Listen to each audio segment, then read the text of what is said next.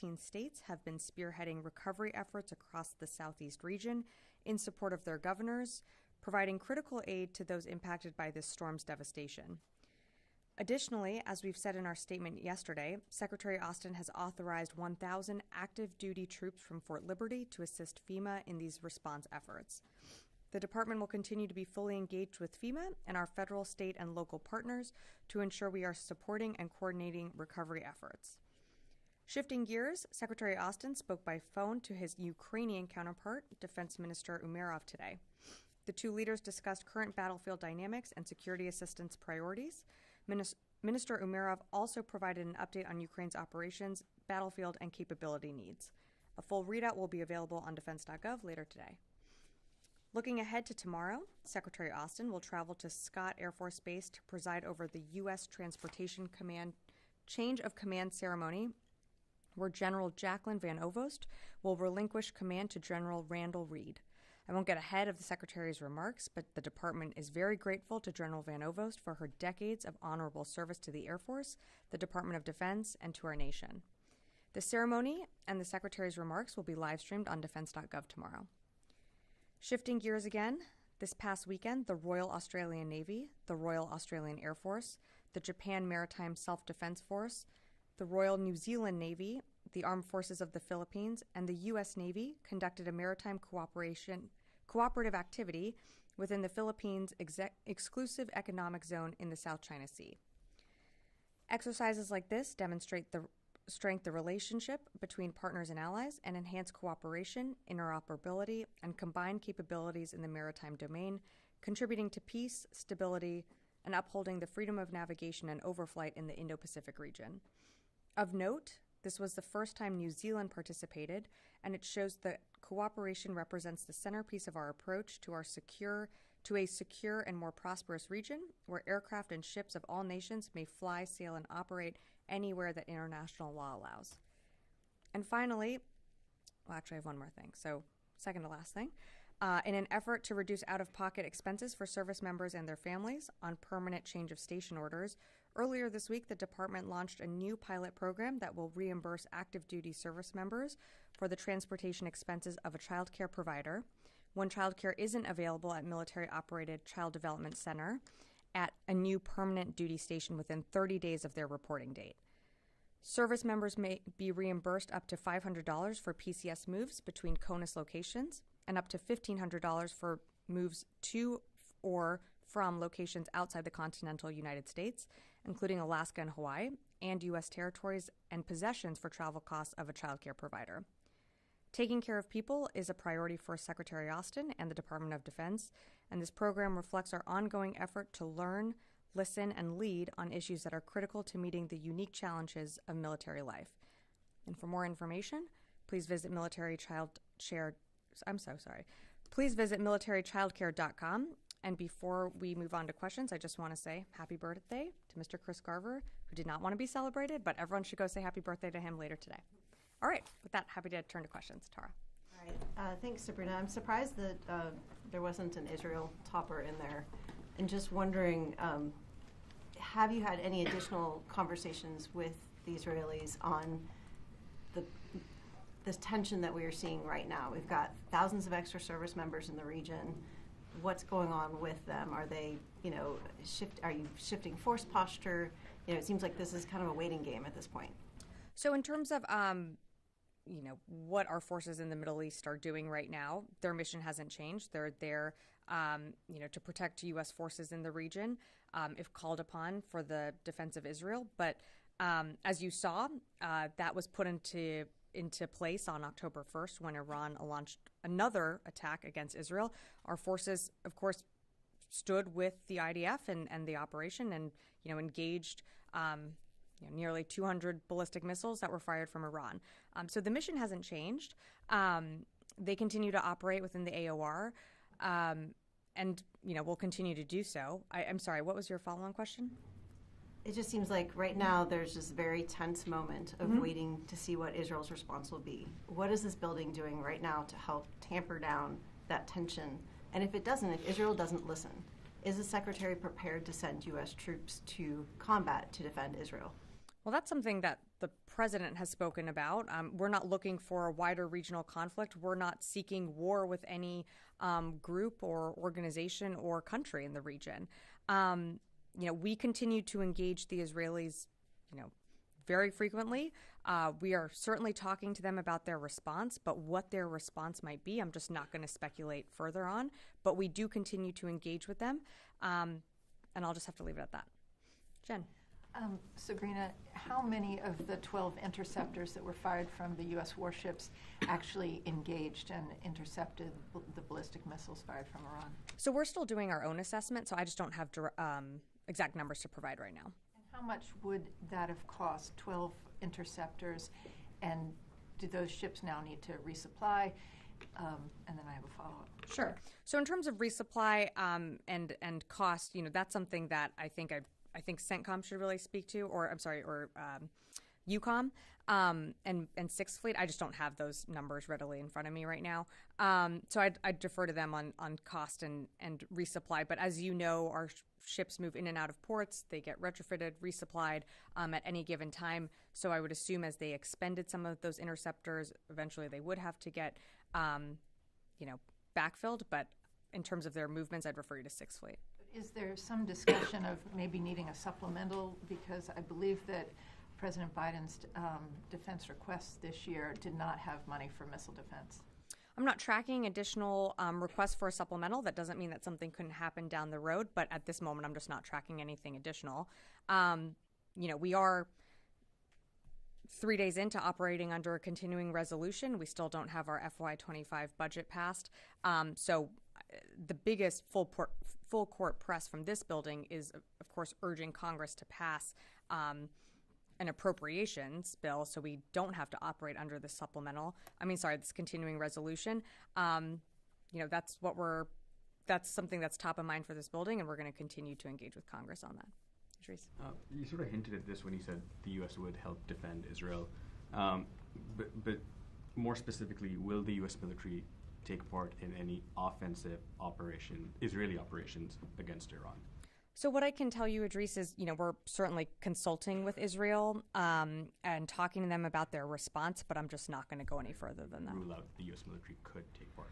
I'm just not going to go any further than what I have. And then the Secretary and Defense Minister Gallant speak regularly, but there have been a number of instances in the past where Minister Gallant has not notified the Secretary before a major operation, most recently the killing of Nasrallah. Why do you believe the Israelis will share with you what they're going to do before they do it this time? Well, we've been in pretty much the last 2 weeks almost daily conversations, not every day, but almost daily. In those conversations, without going into the details of what all is shared, we do receive updates on, some of their plans and operations. To your point, we were caught off guard by the strike on Nasrallah, but that doesn't mean that we are, on other operations. They're going to continue to, call and speak to each other. We don't get a heads up on every single operation that they're conducting every single day, but there is certainly, I think a good relationship between Minister Gallant and the Secretary, and they're going to continue to engage with each other. To get notified if they attack Iran? I think I can tell you that we are talking to them about their response. I think the president spoke to this as well, without characterizing his words. But I certainly think that any response from Israel to Iran, we will be part of those discussions. Joseph. Thanks. On the Israeli invasion in Lebanon, for about 8 or 9 months of the department saying they were against any type of ground operations or invasions, over the weekend that stance changed. Now the department is saying that they support limited operations from what they understand the Israelis are doing. What is we've seen this before in Gaza. What is it that's limited for you guys? At what point do you push back and say this is no longer limited, this might be against U.S. interest and potentially Israeli interest for whatever they're trying to do? Because we reported that U.S. officials are saying that it needs to remain limited or else they could lose U.S. support. So to characterize what they're doing along that northern border is what we see is, and how we assess is it's limited in the scope and scale. And what they've said to us is that they're going after, Hezbollah infrastructure that is along that border where, Israeli communities are. We understand that the strategic purpose of this is so that Hezbollah cannot maintain the capacity to attack Israeli communities right there at that border in that short range. Look, we're still going to have these conversations with them. Right now, what we are observing and assessing is that these are limited in terms of the types of operations and how they're being conducted, as well as the people. Different militaries conduct operations differently than the United States, just as we do, separately from other militaries all around the world. But our assessment still remains that these are limited in scope and scale right now. And then just one more. Is it fair to say that there's any type of disconnect between the Secretary and the NSC or other agencies of the Biden administration in terms of how they agree, or what the Secretary believes is the best way to go forward with whatever military operations they're carrying out? I'm not seeing any, differences between the White House or this building. The Secretary is in regular communication with the NSC and with the President. Having spoken to him, this week and weeks previously during this time, I don't see any daylight between the Pentagon or the NSC. Tom. Thanks, Sabrina. Two questions. This morning, President Biden was asked if he supports Israel striking Iranian oil facilities. He gave a little bit, it was noisy, I think, he gave a little bit of a mumbled, not very clear answer. He said, we're discussing that. To be clear, is the Pentagon talking to the Israelis about striking Iranian oil facilities? Yeah, so Tom, as you can appreciate, I'm not going to be able to go beyond what I've already said, which is that we are discussing with them what a response to Iran could look like, but detailing out from here what potential targets might look like, I just don't think that serves a purpose or is really that helpful. Okay, thanks. And second question, there's a growing sense of a double standard regarding evacuations. Whereas the US rushed to evacuate Americans from Israel, Americans in Lebanon have for the most part been told to find their own way out. I know it's a State Department decision. But could you reassure Americans in Lebanon that US military is on hand to help them evacuate if needed? Well, Tom, not to just push back a bit on that question, but one, it is the State Department request to issue some type of military-assisted departure or a type of NEO. It also has to do with the demand, and if there's a demand signal for that. Right now, the embassy in Beirut continues to operate on regular hours, is still open. There are still, my understanding is that there are still commercial options available to American citizens to get out. Like $7-8 grand. Yeah, well, I believe today, my colleague at the State Department was just briefing that there are tickets available in the hundreds that can be purchased, or if someone cannot afford that ticket, there is a loan given to them that can be repaid over time. So, I mean, some of this is better directed towards the State Department, so they can explain some of the policies and procedures that are put in place. I think what I would urge you to look at, Tom, though, is from the very beginning or from very early on, the State Department has issued travel warnings against traveling to Lebanon, encouraging American citizens in Lebanon to get out via commercial options. The U.S. military is, of course, on the ready and has a whole wide range of plans. Should we need to evacuate American citizens out of Lebanon, we absolutely can, and they can be implemented. We haven't been called to do that. So, of course, we remain ready, and we'll be in touch with our state colleagues, but that's not something that, is being considered right now. Yeah. Thank you, Sabrina. When you say you're talking to the Israelis about their response, does that mean that you are coordinating the details of the response, the scope? Not necessarily. What do you mean by talking to the Israelis? Sure. So I think without going into private conversations, what I could tell you, it's more about trying to understand what their response might be. I'm just not going to be able to go into further details than that.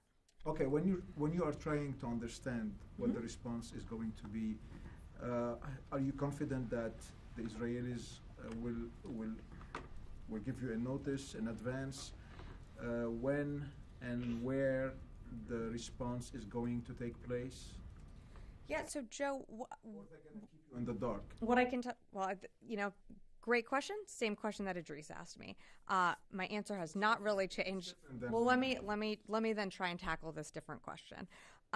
So, in terms of advance notice on a response from Israel, we are talking to them about their response.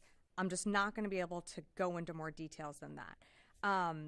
In terms of the advance notice, again, we're talking to them in terms of targets, what they might what a response might look like. Those aren't things that I'm just going to detail from the podium, and frankly, not going to go into additional private conversations. Okay, last Sure. thing is just I'm trying to understand. So you're talking to the Israelis because you are concerned that their response could escalate the situation in the region, or you're talking to them because you have plans in advance to assist them in their response? So I think what the president has said is that Israel has a right to respond. I would remind you that on October 1st, we saw nearly 200 ballistic missiles launched towards Israeli territory with the intention to kill innocent civilians, to do damage to infrastructure, and because of the incredible coordination between the United States and the Israeli military, we were effective in combating and mitigating damage and preventing massive casualties from that attack.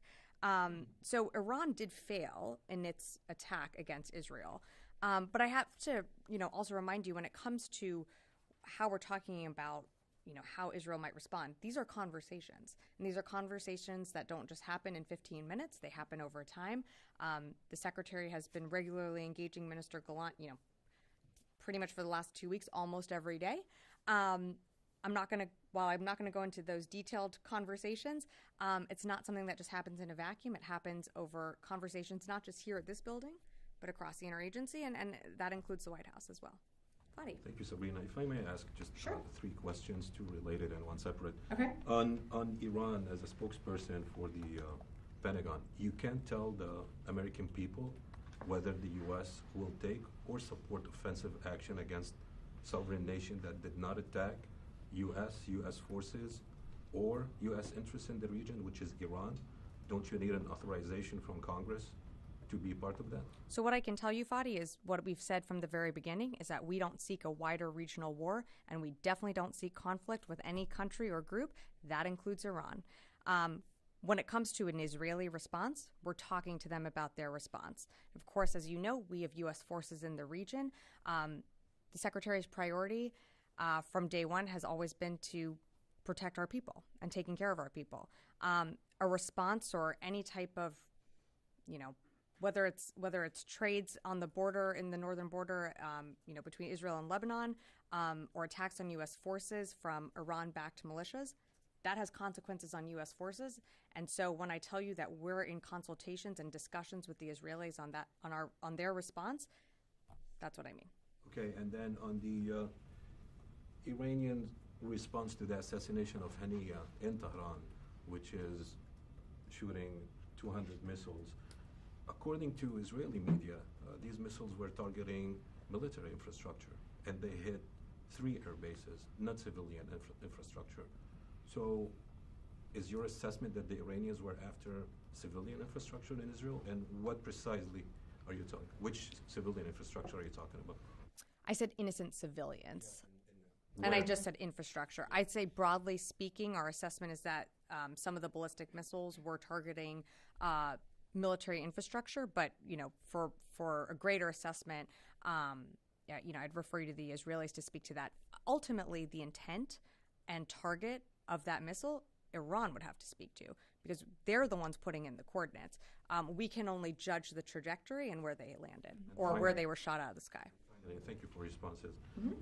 You answered the question about your support for the so-called limited operation in southern Lebanon, which is to protect Israeli, civilians on that border. And Well, we know Hezbollah in their arsenal have missiles that can be launched from tens of kilometers away from the border. So how does that operation make any sense if the intended or effect or impact or goal is to prevent Hezbollah from launching those attacks? Along that border and some of that infrastructure are C2 nodes and storage facilities that the Israelis military, and understandably, feels the need to eliminate in order to get their population back into the north. And this is not just for the protection of Israeli citizens. These are also Lebanese citizens that live on the other side of the border to allow for them to live in safety free from Hezbollah as well. So the Israelis are trying to protect Lebanese civilians. I think they are certainly trying. I'm not going to characterize all of their operations, but they've been pretty clear that they want to see their people move back into the northern communities, and they are conducting limited operations along that borderline. Charlie. Yes, Sabrina, we're all sort of referring to the same thing, and you had mentioned consequences. This is where conversations with Iran of what the Israelis may do with Iran is different than what they've done unannounced in places like Lebanon. Because just looking at the geography, you've got Israel, you've got Iran, you've got a U.S. footprint kind of between them. It will have consequences for U.S. forces. Has there been any change in terms of posture or readiness or alertness? Have you seen any activity by Iranian-backed militias? Have you seen the Houthis activating in any way?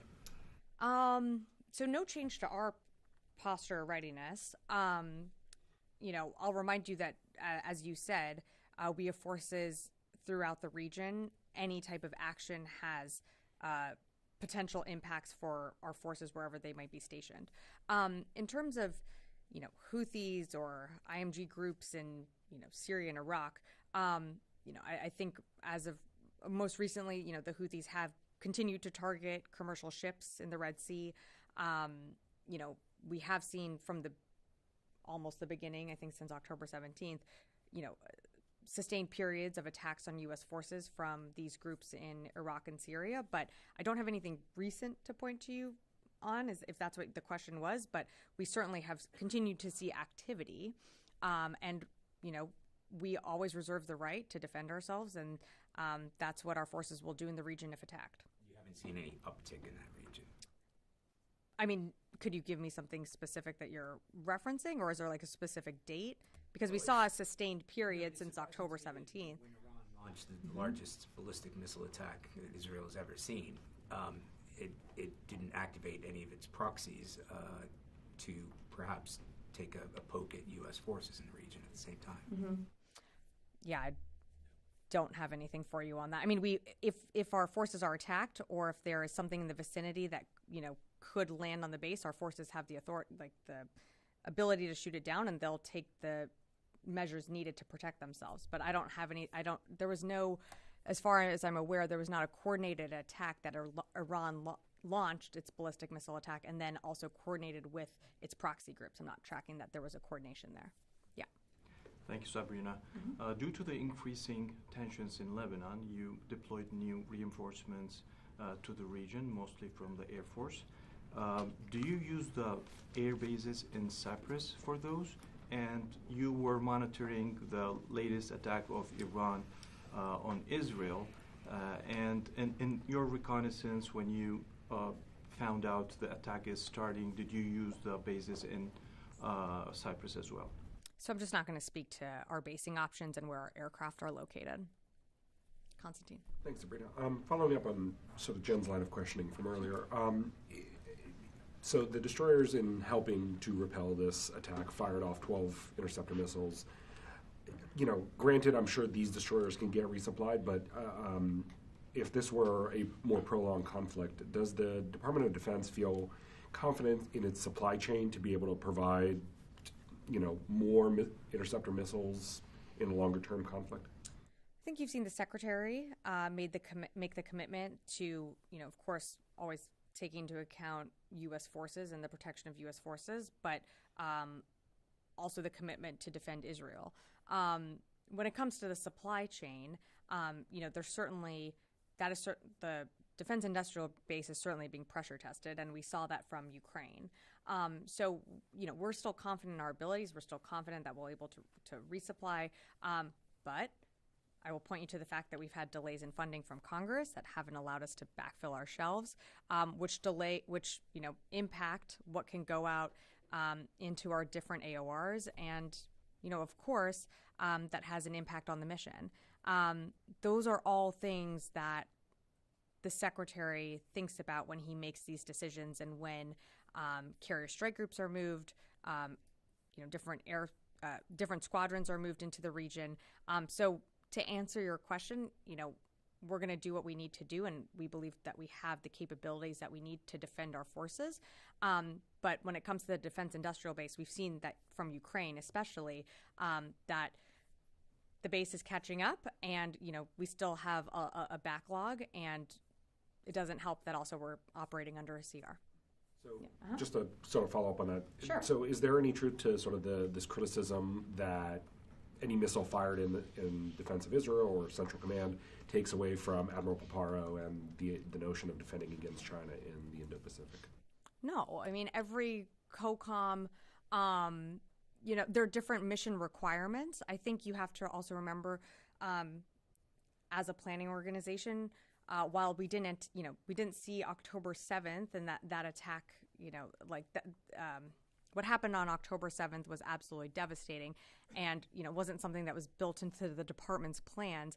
We plan for a range of crises all around the world, whether it be Hurricane Helene, or it doesn't. I mean, events all around the world. The department is able to surge resources and move capability at a rapid pace, which I think shows the, quite frankly, the power of the United States military. Of course, that's going to impact us down the line, but we're able to make those adjustments, and that's something that, the Secretary considers in every decision that he makes, and of course with the consultation of the chairman and other departments in this building. Noah. Have the 2 remaining fighter squadrons arrived in CENTCOM yet? Or are they still in transit? I'm only tracking that only one squadron has arrived, so I'd refer you to CENTCOM for more on that. Secondarily, do you have a more specific number of U.S. forces that are in CENTCOM right now, other than a few thousand above 40,000? I don't. I'm sorry, Noah. I'm going to go to the phones, and I'll come back in the room here. Jeff Shogel, Task and Purpose. Thank you. When you say the U.S. and Israel are consulting, are both sides working collaboratively to come up with a list of targets that Israel should strike? Yeah, thanks, Jeff, for the question. I'm just not going to be able to provide more details on what those conversations look like, other than that we are in close coordination and consultation with our Israeli counterparts. Laura Seligman, Wall Street Journal. Hey, Sabrina. My question is, does Secretary Austin support an Israeli strike on Iran's oil fields or its nuclear facilities? Yeah, thanks, Laura, for the question. I'm just not going to get into hypotheticals or speculate on what an Israeli response could look like, other than to say that we continue to talk with them about our potential response. Last question on the phone. I believe it's Patrick Tucker, Defense One. Thanks, Sabrina.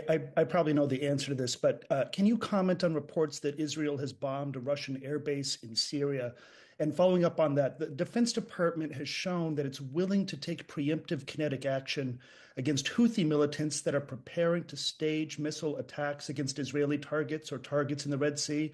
Would that same policy apply to Russian forces that are clearly preparing to stage attacks against Israel or other targets in the region, or would they get a slightly different policy even if they're engaging in the same preparatory strike action? Thanks, Patrick, for your question. So I'm not tracking the strike that you referenced in Syria, so I just don't have anything to add on that. The actions that we take in the Red Sea are defensive in nature, and when U.S. forces are threatened or there is a threat to commercial shipping, that's why the Secretary stood up Operation Prosperity Guardian.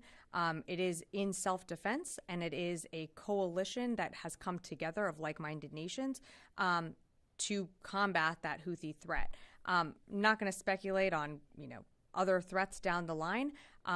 This department, as you have seen, can make adjustments at any time all over the world. And I'll just leave it at that. Happy to come. Yeah. Thank you. So today, President Zelensky urged NATO allies to help intercept Iranian missiles and drones over Ukraine as they do with Israel.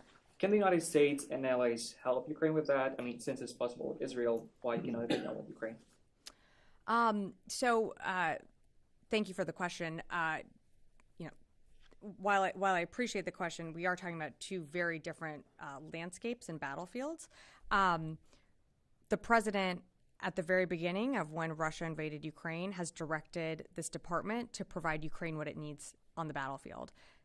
They have been very successful in employing, whether it be air defenses or other capabilities, to continue to take back their territory.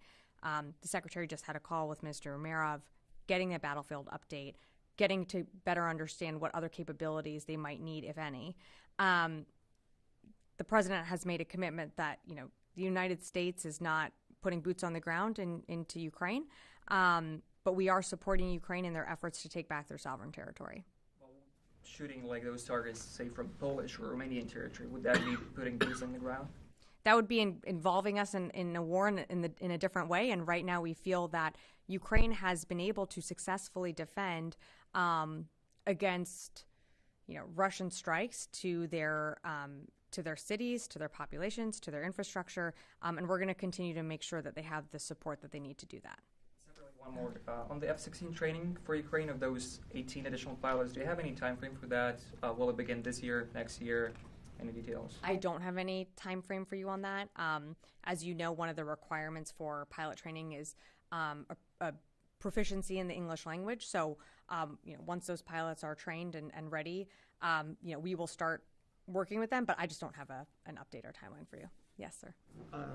Thank you, Sabrina. Two questions. First, if Iran failed in its attack on Israel, what's the logic behind a response from Israel? And do you believe that an Israeli attack on Iran is imminent? Look, we're continuing to consult with them. So in terms of something imminent, that remains to be seen. Iran did fail in its attack against Israel, but I think it's important to put it into context that they launched nearly 200 ballistic missiles towards Israel. Israel has a right to respond to that. I'm going to leave it at that. Lastly, Iran used Iraqi airspace to launch its missile towards Israel. Do you knowledge any missiles intercepted in Iraq? And if I may add, you have enough airspace, enough defense capabilities in Iraq, not just to defend your forces, but to respond to Iranian missiles if launched on Israel. We have deep air defense capability in Iraq. In terms of anything that was shot down over Iraqi airspace, the U.S. engagement when it came to the attack on October 1st came from our two destroyers in the Eastern Med. So anything shot down in the air or over Iraqi airspace, I'd refer you to the Israeli government to speak to that. Yes, in the back. President of Ukraine, Zelensky, said today that the West is dragging out long-range missile supplies. Is U.S. dragging out long-range missile supplies? No, what I would say is we have a limited supply of long-range missiles, and we can only a few nations have that supply, whether it be ATACMS, Storm Shadows, Scalp, you name it. They are limited in their supply. So, we're not dragging it out. I think, in fact, you've seen this administration, this building, be very committed to making sure Ukraine gets what it needs to defend itself. But you are talking about interceptors that, we have a limited amount on our shelves. And so we also have to always assess our own readiness whenever we make decisions when it comes to presidential drawdown packages or USAIs, which are long-term. And that's what, that's the secretary's in his mind. He's always assessing our readiness and what U.S. forces need. Goyal. Thank you, Anna. Two questions, please. One, India's foreign minister was here meeting with the Secretary of State during the time, at the same time when Iranian missiles went on Israel or attacking Israel. So my question is here that India have also, of course, good relations with Iran and as well as with the Middle East countries and all that. if Secretary of Defense or anybody from the department have spoken with him or met with him to bring some kind of peace, or India can help in the Middle East, or between Russia and Ukraine, or now Iranian missile. I don't have any conversations to read out from Secretary Austin, and any country that wanted to, work to de-escalate tensions in the region, we certainly welcome that. As far as Bangladesh is concerned, Bangladesh interim Prime Minister, Mr. Yunus Mohammed, was also at the United Nations, of course, and also met President Biden.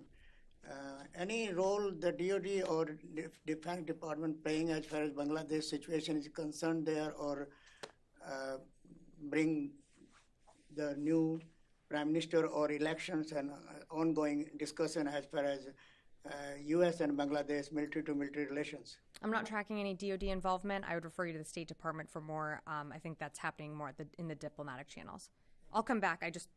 We'll keep going around, and then happy to come back here. Yes. Thank you, and then Sabrina. go to Louis. As you mentioned that you are engaging on discussions with the Israeli about what their response to Iran. Did you get any commitment from the Israeli that any actions that will take it against Iran will not lead to a wider war, which is your concerns, of course?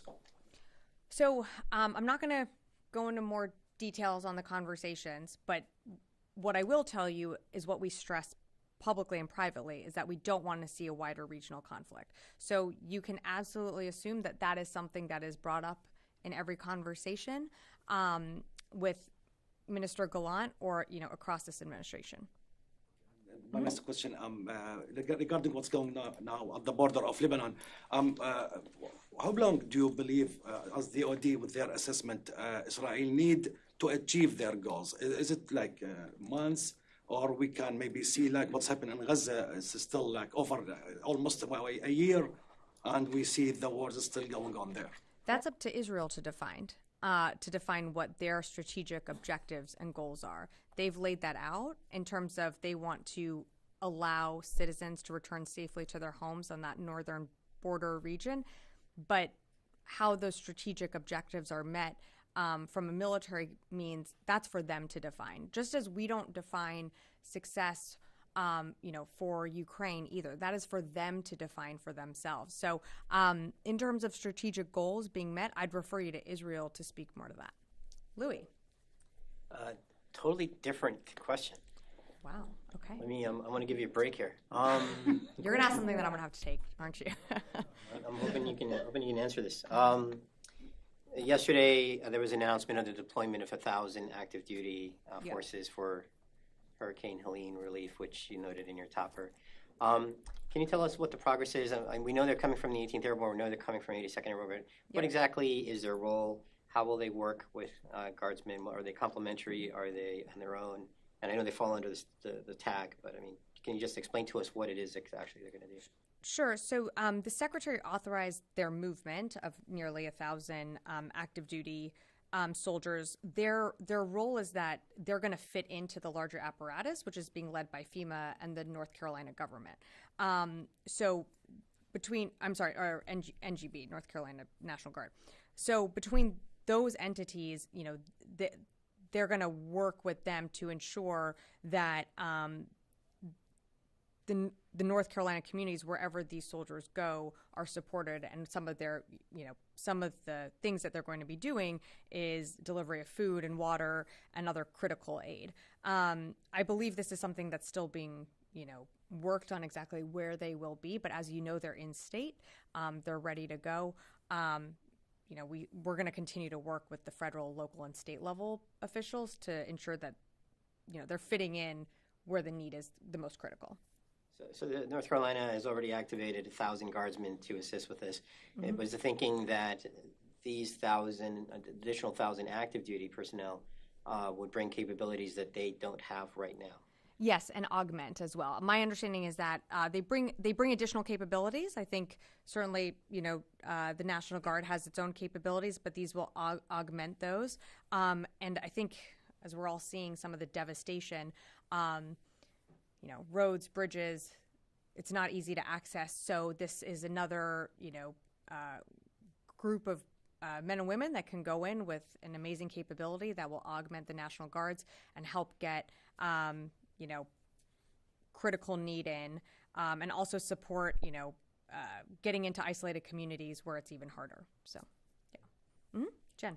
A follow-up on what Louis asked. Have those 1,000 active duty troops from Fort Liberty arrived on the scene in North Carolina? Are they working yet? Not to my knowledge. I believe that is still being worked with the state. So for more on when they actually depart, I'd refer you to FEMA for more on their efforts. What is taking so long? They are a couple of hours away from Asheville, where they don't have helicopters to get in. It seems a little strange that the 82nd Airborne can't deploy a little faster. I think they're certainly ready to go. They've been authorized. It's more a matter of making sure that the state and FEMA are ready to, knit them into the structure that's in place. The last thing you want to do is have a bunch of people show up and kind of, exacerbate the system even more. They're authorized. They're ready to go, but it is ultimately the state's call on when and how they are moved into the state. I'm going to come back and then, yes, go ahead. Hi, Jessica with News Nation. Yeah, hi, nice to see you. Hi. Some military bases were impacted due to the hurricane. I was just wondering if you have a timeline as to how soon they might be back up and running. Some military bases, you mean in terms of evacuation? Yes, some of the troops were. Yes. So there were precautionary measures taken to evacuate some of our bases and move our people out due to the storm. I don't have a timeline on when folks will be able to go back to those bases. That's obviously an assessment that the commander would make. So for each base that you're interested in, I'd probably reach out to the base itself or Northcom, but I don't have those details and timelines in front of me. Sorry. Joseph. Do you have any updates on the Truman, where it's going to deploy, and does the Secretary have any plans to call for another 2 aircraft carrier or strike groups to be in the Middle East? So right now I don't have more than what Sixth Fleet had announced, and that the Truman will be continuing into the UCOM AOR. I think probably participating in an exercise soon. The Secretary always reserves the right to change her orders, but right now she's continuing as planned. Okay, one more. Okay, yes. Kind of adding to Luis's question, how common is it for active duty soldiers to participate in disaster response? Is this a new thing, or in disasters of past, has that been pretty common? No, you've seen participation of active duty. I will be honest, I don't have a full rundown for you here, but I think in 2018 was when maybe the 18th was activated for a response.